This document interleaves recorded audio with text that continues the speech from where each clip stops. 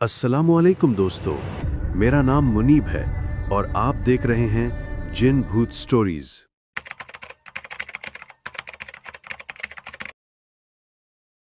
आज की हमारी वीडियो का टाइटल है साया। मेरा नाम अदील है। मैं एक आईटी कंपनी में काम करता हूं और कराची का रहने वाला हूं। मैं ज्यादा सोशल नहीं हूं, ज्यादातर वक्त अपने लैपटॉप और हेडफोन्स के साथ गुजरता है। पिछले साल मुझे एक नया फ्लैट मिला डिफेंस के साइड। एक छोटी सी 2 बेडरूम अपार्टमेंट बिल्डिंग थी। ज्यादा पुरानी भी नहीं, लेकिन उसमें कुछ अजीब सा सुकून था, जैसे हवा रुक सी गई हो। मैं अकेला रहता था। मेरे पेरेंट्स लाहौर में थे और मैं सिर्फ जॉब के चक्कर में यहाँ था। शिफ्ट होने के दिन सब नॉर्मल था। रात को थोड़ा लेट हुआ, लेकिन सब सेट कर लिया। मैंने बेड पे गिरते हुए सिर्फ ये कहा, बस अब कुछ दिन चैन से गुजरेंगे। लेकिन वो चैन कभी नहीं आया। उस रात मुझे लगा किसी ने दरवाजा खटखटाया।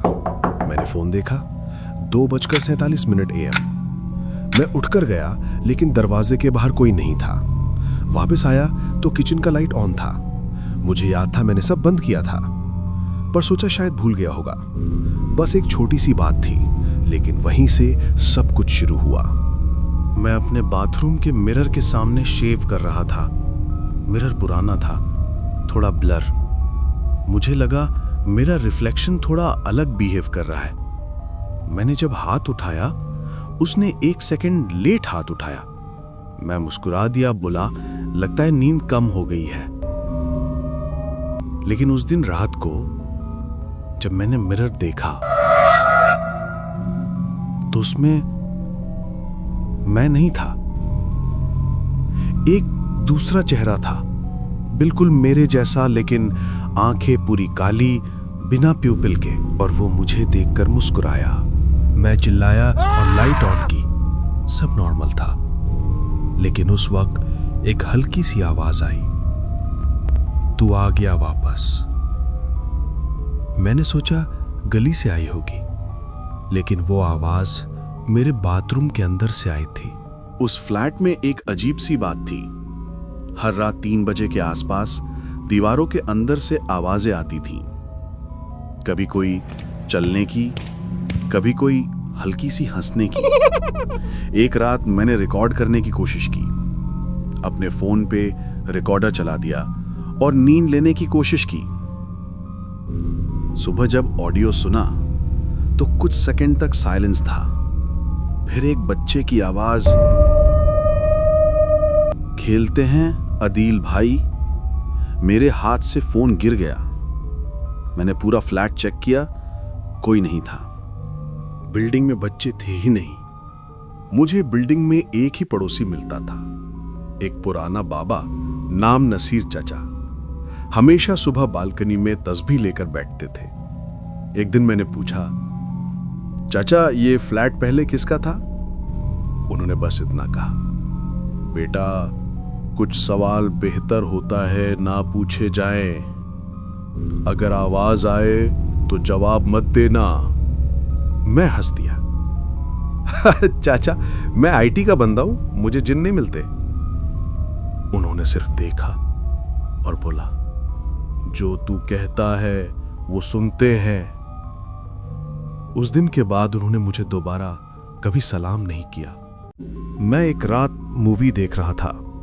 लैपटॉप बंद करते ही मुझे लगा जैसे टीवी के रिफ्लेक्शन में कुछ हिला हो। एक अंधेरा सा साया सोफा के पीछे। मैंने सोचा शैडो होगा, लेकिन वो साया हल्का सा उठकर बैल्कनी की तरफ गया। मैंने उसके पीछे देखा, कुछ नहीं, लेकिन हवा नहीं चल रही थी। फिर भी कर्टन्स खुद हिल रहे थे। मेरे बॉडी में सिर से पैर तक सुकून की जगह सन्नाटा भर गया।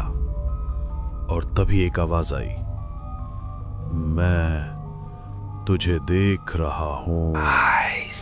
मैंने उस रात डिसाइड किया कि मैं किसी फ्रेंड को बुलाऊं। जब फोन उठाया, एक मिस्ड कॉल देखा, अदील होम, लेकिन मेरा कोई होम नंबर नहीं था।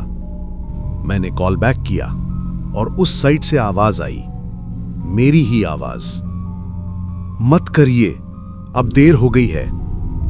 फोन कट गया। स्क्रीन पे लिखा आया, कॉल ड्यूरेशन 0666। मुझे समझ नहीं आया ये नंबर पॉसिबल ही कैसे है। रात के 3:09 पर किसी ने दरवाजा खटखटाया। मैंने पीप होल से देखा, एक आदमी खड़ा था, सफेद कपड़ों में, लेकिन उसका चेहरा ब्लर था, जैसे कैमरा आउट ऑफ फोकस हो। मैंने पूछा, कौन है? उसने कहा, मैं वो हूं जिसे तू भूल गया है। मुझे लगा प्रैंक है, लेकिन फिर उसने अपना हाथ पीप होल पे रखा और अंदर से दरवाजा हिलने लगा। मैंने कुरान पकड़ लिया, जोर से सूरे अल फलक पढ़ी। कुछ सेकंड्स के लिए सब रुक गया, लेकिन जब सुबह उठकर देखा तो दरवाजे के बाहर मिट्टी पर लिखा था, तो फिर मिलेंगे। मैंने नसीर चचा के फ्लैट का बेल बजाया। किसी ने नहीं खोला। दरवाजा आधा खुला था। अंदर गया। अंदर कोई नहीं, बस उनकी तस्बीह और कुरान का खुला सफा जहां लिखा था, और हम उन लोगों को दिखाते हैं जो समझते हैं कि वो अकेले हैं। तभी पीछे से वही आवाज, अब तू अकेला नहीं है आदिल।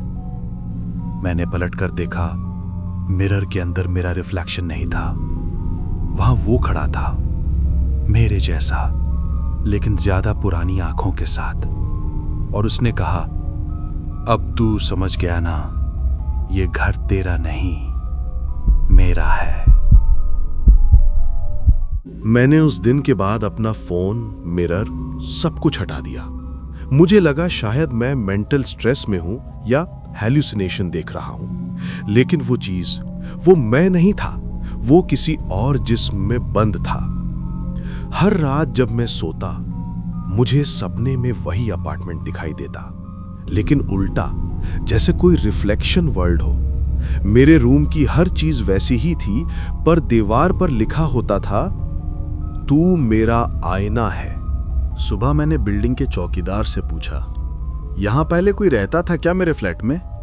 उसने आंख चुरा के कहा, एक आदमी था, बिल्कुल तेरे जैसा, लेकिन वो मर गया था। मैंने हंसने की कोशिश की, मेरे जैसा मतलब?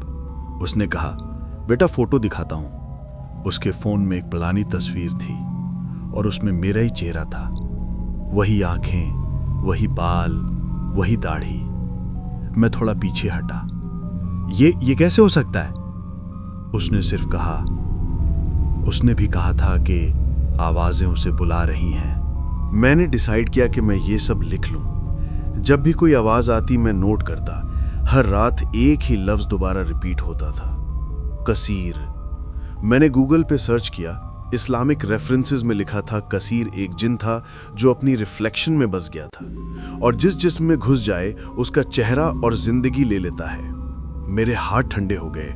मिरर के सामने गया और मिरर में लिखा था, मैं ही कसीर हूं। उस रात बिजली चली गई। मैं कैंडल जलाकर बैठा था। मुझे लगा कोई बालकनी से देख रहा है। मैं गया तो वहां कुछ नहीं, पर ग्लास डोर पर हाथ के निशान थे। अंदर से नहीं, बाहर से लिखे हुए, तू मेरा आईना बन चुका है। मैंने कैंडल फूंकी और चिल्लाया कि निकल जा, और उसी वक्त मिरर खुद से हिलने लगा। अंदर से कोई चीज सरफेस पर दाग बना रही थी, जैसे खून से लिख रही हो, तेरे अंदर मैं जिंदा हूं। 2 दिन बाद मुझे बिल्डिंग के टेरेस पे नसीर चचा मिले। वो पहले से ज्यादा कमजोर लग रहे थे। मैंने कहा, चाचा मुझे बचा लो, वो चीज मेरे अंदर आ गई है। उन्होंने कुरान खोला और एक आयत पर उंगली रखी, और वो जिन लोगों के पास नहीं आते मगर उनके बुलाने से। फिर उन्होंने कहा, तूने उसे पहचाना, तूने उसका नाम लिया, अब वो तुझे नहीं छोड़ेगा।